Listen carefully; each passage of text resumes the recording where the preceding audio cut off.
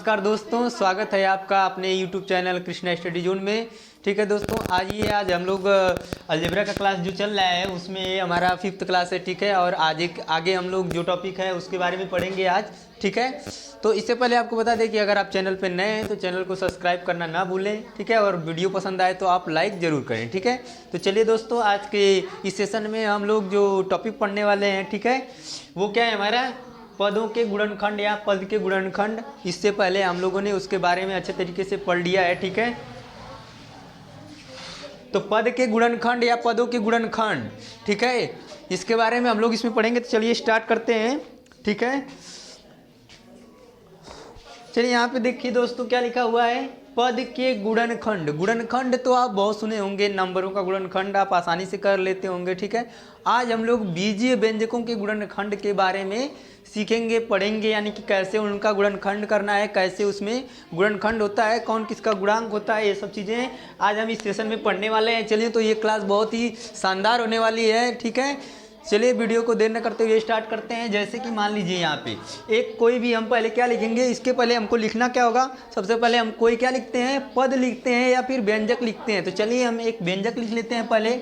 जैसे मान लीजिए हमने लिखा P5P² Q प्लस 2Q, ठीक है, P प्लस 1, यहाँ पे R लिख देते हैं। ऐसे कुछ इस तरीके का हमने क्या लिख दिया, एक व्यंजक लिख दिया। अब इसमें हम क्या करेंगे, अब गुणनखंड करेंगे, यानी कि इसमें पहले तो सबसे पहले यह पूरा क्या है, यह पूरा एक क्या है, बीजीय व्यंजक है। ठीक है, यह बीजीय व्यंजक हो गया। अब इसमें कितने टर्म हैं, यानी कि कितने पद हैं, तो यहाँ से फर्स्ट हो गया, ये हमारा सेकेंड और ये थर्ड, यानी कि कितने पद हैं, इसमें फर्स्ट एक पद, इसमें सेकेंड पद और ये थर्ड पद, यानी कि इसमें टोटल कितने पद हैं, 3 पद हैं, यानी कि 3 पद हैं। और ये हम पिछले वीडियो में पढ़े हैं कि पदों को हम कैसे मतलब जानेंगे कितने पद हैं, ठीक है, किस व्यंजक में।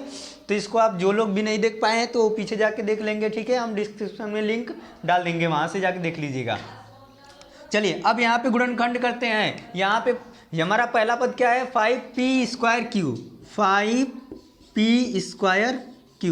देखिए अब हमको क्या करना है, हमने इसको यहाँ से अलग कर लिया व्यंजक से। अब हम इसका देखते हैं कि गुणनखंड कैसे कर पाते हैं। तो गुणनखंड कैसे करते हैं किसी भी नंबर का, तो चलिए स्टार्ट करते हैं। तो यहाँ पे बीजीय व्यंजक है, तो यहाँ पे देखिए, अब देखिए सबको हमको क्या कर देना है, यहाँ पे अलग अलग कर देना है। यानी कि इसका अगर गुणनखंड करते हैं तो 5 का क्या होगा, 5, ठीक है, और यहाँ से करिए इंटू 5, ये कंप्लीट हो गया, नंबर अलग हो गया। ठीक है, आंकिक मान जो है, आंकिक संख्या अलग हो गई। अब यहाँ पे P² को हम क्या लिख सकते हैं, P², P इंटू P, यानी P का कितनी बार मल्टीप्लाई, 2, यानी P के घात पे कितना है, 2, तो P का मल्टीप्लाई कितना होगा, 2 बार, और फिर उसके बाद क्या बचा, Q। इस तरीके से देखिए, इस तरीके देखिए दोस्तों, इसका गुणनखंड हो चुका है, किसका, इस पद का गुणनखंड हो चुका है। यहाँ पे 5P² था, यानी P की घात 2, तो P को कितनी बार मल्टीप्लाई, 2 बार मल्टीप्लाई करेंगे, P इंटू P और ये Q।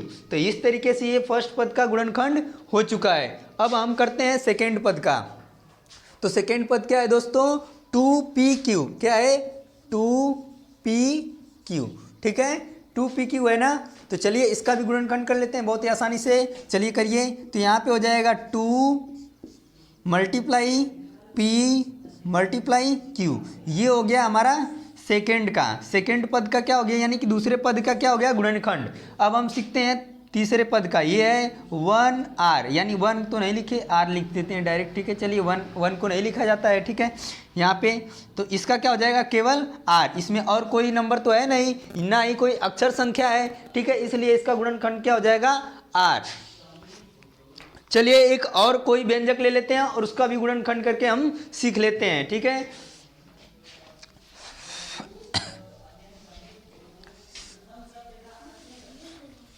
चलिए देख लेते हैं फटाफट कि यानी कि इसके बाद आप अगर किसी और व्यंजक पे कर लेते हैं। ठीक है, टेस्ट एक, उम्मीद करते हैं कि आपको समझ में आ रहा होगा। ठीक है, चलिए मान लीजिए कोई और व्यंजक लिख लीजिए। ठीक है, इस तरीके का जिसमें आप क्या कर सकें, गुणनखंड कर सकें। जैसे मान लीजिए हमने यहाँ पे लिख लिया 3x² प्लस 7xy और प्लस 1, इस तरीके का हमने फिर एक व्यंजक ले लिया। और अब हम इस पे सीखते हैं कि इसका गुणनखंड कैसे करेंगे। तो चलिए यहाँ इस पे करते हैं, इसका करते हैं पहले फर्स्ट पद का। तो इसका क्या हो जाएगा 3 इंटू यक्स घाते कितना है 2, यानी यक्स स्क्वायर है तो इसका मल्टीप्लाई कितनी बार होगा 2 बार, यानी कि 3 इंटू यक्स। ठीक है, अब आ जाते हैं सेकेंड पे, यानी कि सेकेंड जो दूसरा पद है इसका हम गुणनखंड कैसे करेंगे। तो इसका क्या होगा 7 मल्टीप्लाई यक्स इंटू वाई, ये हमारा हो गया दूसरे पद का गुणनखंड। आप लोगों को समझ में आ रहा होगा अच्छे से, ठीक है। ये हो गया सेकेंड पद का। अब हम करते हैं अगले पद का, यानी कि तीसरे पद का। इसमें क्या है 1 है और यहाँ पे केवल एक ही संख्या है, वो भी क्या है 1 है, तो इसका गुणनखंड क्या होगा केवल 1। ठीक है, इस तरीके से हम किसी भी व्यंजक के पदों का गुणनखंड हम बहुत ही आसानी से कर पाएंगे। इसी तरीके से आपको अगर कहीं पर गुणनखंड करने के लिए आपको कहता है तो इसी तरीके से क्या करना है पदों को गुणनखंड को करना है आसानी से। ठीक है, समझ में आ गया होगा। ठीक है, अब हम लोग चलिए चलते हैं आगे, पद के गुणांक पढ़ेंगे। ठीक है, चलिए दोस्तों अब देखते हैं पद के गुणांक। पद के गुणांक यानी कि पद के गुणांक हम कैसे जानेंगे कि किसी भी पद में किस नंबर का क्या गुणांक है। ठीक है, किस अक्षर का क्या गुणांक है, तो चलिए इसको जानते हैं। जैसे मान लीजिए कि पहले एक क्या ले लेते हैं, कोई पद ले लेते हैं। जैसे कि मान लीजिए हमने यहाँ पे एक कोई पद ले लिया 5x स्क्वायर वाई, यह एक क्या है किसी व्यंजक का एक पद है, यह एक पद है। इसका गुणांक देखते हैं, यानी कि इसमें किसी भी अक्षर का गुणांक पूछ दिया तो आप कैसे निकालेंगे। जैसे ऐसे क्वेश्चन आता है, इसमें क्वेश्चन कैसे आता है, जैसे पूछ देगा में पूछेगा कि y का गुणांक क्या है, y का गुणांक क्या है,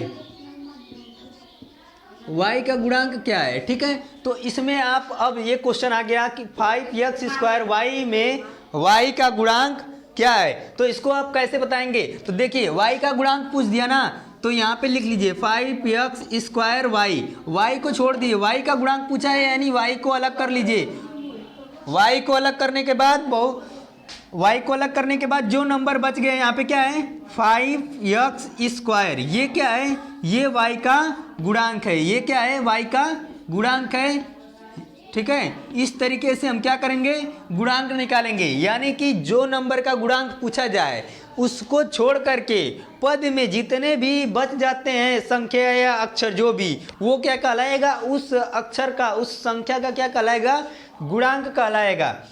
ठीक है, जैसे मान लीजिए एक और क्वेश्चन ले लेते हैं, दूसरा क्वेश्चन यहाँ पे ले लेते हैं, जैसे कि 2x में जैसे पूछ दिया जाए यक्स का गुणांक,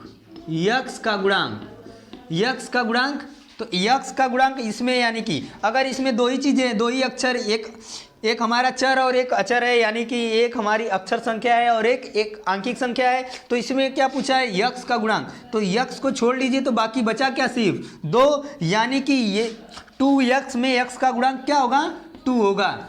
ठीक है, आपको समझ में आ रहा होगा। अब चलिए एक क्वेश्चन और ले लेते हैं यहीं पे, क्वेश्चन नंबर 3। यहाँ पे जैसे बोल दिया जाए कि 5x, ठीक है 5x स्क्वायर वाई स्क्वायर में 5 का गुणांक क्या होगा, 5 का गुणांक। अब देखिए इसमें कैसे आप निकालेंगे 5 का गुणांक। ठीक है, तो यहाँ पे देखिए क्या है 5, यानी कि संख्या 5, इसको आप अलग कर लीजिए, यानी कि इसको छोड़ करके कितनी बच गए, जो संख्या बच गई वो 5 का गुणांक होगा, तो बचा क्या है यक्स स्क्वायर और y square, x square y square. ठीक है दोस्तों, देखिए आपको समझ में आया होगा, यानी कि जिस संख्या में अगर गुणांक पूछ रहा है किसी भी संख्या का यानी पद के गुणांक, तो उस अक्षर में उस संख्या में उस अक्षर को छोड़ के जितने भी अंक बच जाते हैं वो क्या कहलाएंगे उस संख्या या अक्षर के गुणांक कहलाएंगे।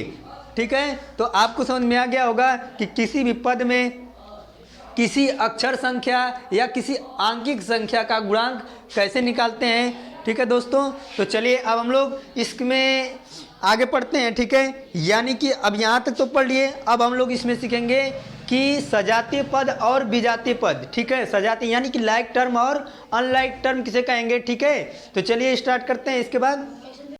चलिए दोस्तों अब देखते हैं सजातीय पद विजातीय पद। ठीक है, सजातीय पद और विजातीय पद, ये बहुत ही सिंपल है दोस्तों, आपको बहुत इसके लिए बहुत ऐसा नहीं है कि नहीं समझ में आएगा, ठीक है। ये बहुत ही सिंपल है, बस आपको थोड़ा सा ध्यान देने की जरूरत है। बस समझ लीजिए कि 5 मिनट के अंदर आपको ये समझ में आ जाएगा, सजातीय पद विजातीय पद, और आप कभी भी नहीं भूलेंगे इसको। तो चलिए देखते हैं। सबसे पहले इसमें ज़रूरत क्या होगी हमको, यानी कि कोई ना कोई क्या होगा, व्यंजक होगा तभी, और व्यंजक में होंगे पद, पद होंगे तभी वो क्या होगा, सजातीय होगा कि विजातीय होगा, हम उसको पहचानेंगे, कैसे जानेंगे। तो चलिए आइए देखते हैं। सबसे पहले हम क्या लिख लेते हैं, एक व्यंजक लिखते हैं। जैसे मान लीजिए यहाँ पे लिख दिया 3xy प्लस 2x प्लस मान लीजिए कि 5xy और प्लस मान लीजिए यहाँ पे हमने लिख दिया 2। यह क्या है, एक बीजीय व्यंजक है ना दोस्तों, यह एक क्या है, बीजीय व्यंजक है। अब हम देखते हैं इसमें कितने पद हैं, यानी कि पद को छोड़िए, इसमें 1 2 3 4 इस तरीके से पद है, ठीक है। अब हम देखते हैं कि इसमें अगर पद हैं तो कौन सजातीय हैं कौन विजातीय है, यानी कि अब पहले समझ लीजिए सजातीय का मतलब होता क्या है, सजातीय का मतलब होता है समान, ठीक है। सजातीय का मतलब समान और विजातीय का मतलब असमान, यानी कि अलग अलग होंगे, ठीक है, एक जैसा नहीं होंगे। समान का मतलब क्या होता है, आप जानते हैं, कोई भी चीज़ हम बोलते हैं कि एक समान है, यानी कि एक बराबर है, एक जैसा है, तो उसको क्या बोलते हैं कि वह समान है, ठीक है। अगर कोई असमान है, यानी कि क्या है, वह भिन्न भिन्न है, अलग अलग है, अलग अलग जैसा है, ठीक है, एक जैसा नहीं है। और समान का मतलब होता है कि बिल्कुल एक जैसा होता है, तो हम उसको एक समान बोलते हैं, यानी कि समान बोलते हैं, ठीक है। तो उसी को हम क्या बोलते हैं, सजातीय पद, सजातीय पद या समान पद, ठीक है। तो चलिए आइए समझते हैं कि कैसे हम पहचानेंगे कि कोई भी पद सजातीय है या विजातीय है। तो ये बहुत ही अच्छा कॉन्सेप्ट है। देखिए आप कैसे समझेंगे इसको, बहुत ही ईजिली है। जैसे मान लीजिए इसमें अब देखिए ये है हमारा एक व्यंजक है, ठीक है। इसमें देखिए कि कौन एक जैसा दिख रहा है, एक जैसे दिखने वाले कौन से हैं, तो चलिए हम निकालते हैं। जैसे कि इसमें हम कुछ देख रहे हैं कि एक्स वाई पर इसका नंबर अलग अलग है। तो चलिए आइए पहले नीचे दिखते हैं, इसको अलग अलग लिख लेते हैं, 3xy और ये 5xy। ये देख रहे हैं दोस्तों, ये कुछ एक जैसा दिख रहा है, एक जैसा दिख रहा है ना। अब देखिए यह एक जैसा दिख रहा है, बस क्या है, यहाँ पे बीजीय गुणांक हैं, यानी कि बीजीय जो हमारे गुणनखंड हैं वो क्या है, बिल्कुल एक जैसे हैं, बस अलग है क्या, आंकिक संख्या, ठीक है। आंकिक संख्या क्या है, अलग है। तो देखिए इसमें हमको आंकिक संख्या से कोई लेना देना नहीं है, इसको हमको कोई लेना देना नहीं है, ठीक है। इससे हमको सिर्फ किससे लेना देना है, इस बीजीय गुणनखंड से लेना है, ठीक है। अगर बीजीय गुणनखंड बराबर होते हैं तो हमारा जो पद होगा वह कैसा होगा, सजातीय होगा दोस्तों, कैसा होगा, सजातीय होगा, ठीक है। यानी कि जो हमारा ये बीजीय गुणनखंड है ना, अगर किसी भी पद में यह सजातीय हो जाता है ना, तो वह क्या हो जाएगा, वह पद भी क्या हो जाएगा, सजातीय हो जाएगा। आंकिक मान से हमको कोई मतलब नहीं है, यानी कि आंकिक मान कुछ भी हो सकता है। जैसे कि यहाँ पे अगर बोल दिया जाए, यहाँ पे हम लिख लेते हैं कोई भी 12x², यहाँ पे लिख दिए सिर्फ x², ये कैसा पद है, सजातीय है कि विजातीय है। तो यहाँ पे हम बीजीय गुणनखंड को देखेंगे, यहाँ पे बिल्कुल ये क्या है, बराबर है, तो इस तरीके से यह कैसा पद होगा, सजातीय पद होगा दोस्तों, ठीक है। तो इसको हम क्या कर सकते हैं कि कोई भी व्यंजक कब सजातीय होगा, जब उसके बीजीय गुणनखंड आपस में समान या बिल्कुल बराबर होंगे, तो वह क्या होगा, सजातीय पद होगा, ठीक है। तो आपको समझ में आया। चलिए एक दो क्वेश्चन और ले लेते हैं यहाँ पे, ठीक है। जैसे मान लीजिए यहाँ पे एक क्वेश्चन ले लेते हैं, ठीक है। यहाँ पे हम लिख देंगे 5x² एंड देन 11x²। जैसे यहाँ पे लीजिए, यहाँ पे कौन दो अलग अलग पद हैं, ठीक है, अलग अलग पद हैं, तो क्या बिल्कुल एक जैसे हैं, यानी कि सजातीय हैं कि नहीं है, कैसे जानेंगे। तो चलिए आइए देखते हैं इसके बीजीय गुणनखंड को और समझते हैं कि ये सजातीय है कि नहीं है। तो चलिए आइए देखिए, इसमें गुणनखंड क्या है, बीजीय गुणनखंड x² है, इसमें बीजीय गुणनखंड क्या है, x² है, जो कि क्या है, एक समान है। और एक समान आप जानते ही हैं, जब एक समान हो जाता है तो क्या हो जाता है, सिंपली हम जान जाते हैं कि वह पद कैसा है, सजातीय पद है, ठीक है दोस्तों। तो ये आपको समझ में आ गया।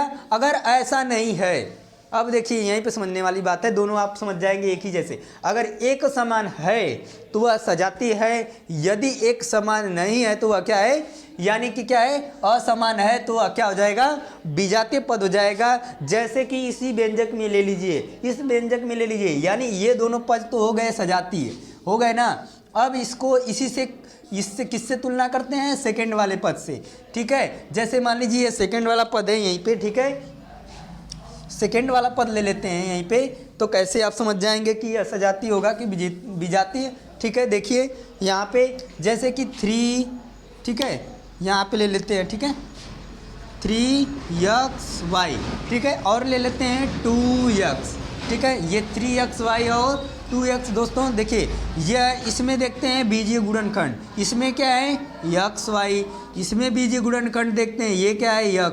क्या दोस्तों यह दोनों जो बीजीय गुणनखंड हैं बिल्कुल एक समान हैं कि नहीं, नहीं है। तो इससे आपको क्या पता चलता है कि यदि बीजीय गुणनखंड एक समान नहीं है तो ये पद क्या होंगे, विजातीय पद होंगे दोस्तों। तो आपको समझ में आ गया होगा, ठीक है। चलिए एक दो क्वेश्चन और ले लेते हैं, यानी कि एक दो पद और ले लेते हैं ऐसे, जिसमें हम क्या करेंगे, देख लेते हैं कि पद क्या है, सजातीय हैं कि विजातीय है। चलिए ठीक है, अब आप बताइएगा, इसमें आप लोग बताएंगे कि इसमें सजातीय पद है कि नहीं है, ठीक है। चलिए हम यहाँ पे कुछ क्वेश्चन लिख रहे हैं, ठीक है। जैसे मान लीजिए कि हमने लिख दिया यहाँ पे 5p² ठीक है, यहाँ पे कुछ दे दिए 3p³, ठीक है, 11p², 8p, ठीक है। यहाँ पे हमने यहाँ पे कितने पद दिए हैं, 4 ऐसे व्यंजक अलग अलग दे दिए हैं, ठीक है, जिसमें आपको बताना है कौन कौन से सजातीय पद है और कौन कौन से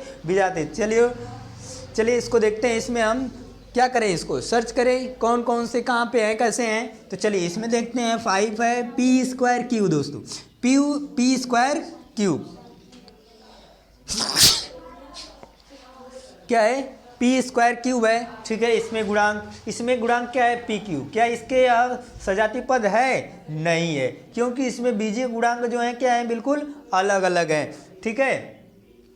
यहाँ पे जो है p की घात क्या है, 2, और यहाँ पे p की घात 1 है, इसलिए यह गुणनखंड आपस में बराबर नहीं होंगे।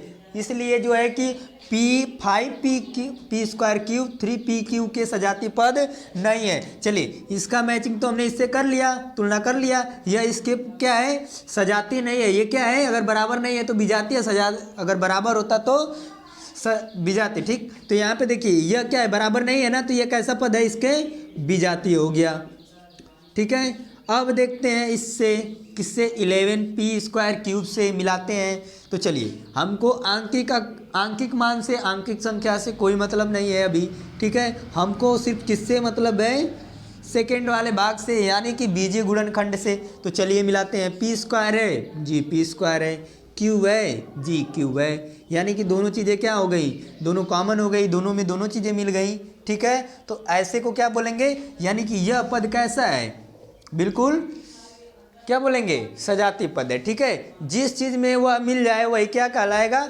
सजातीय होगा, ठीक है। तो दोस्तों ये आपको समझ में आ गया होगा अच्छे से कि सजातीय पद और विजातीय पद किसे कहेंगे, ठीक है।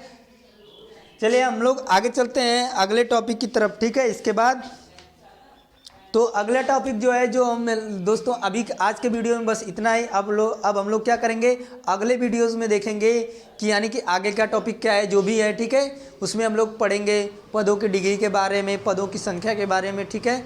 तो तब तक के लिए जय हिंद, जय भारत।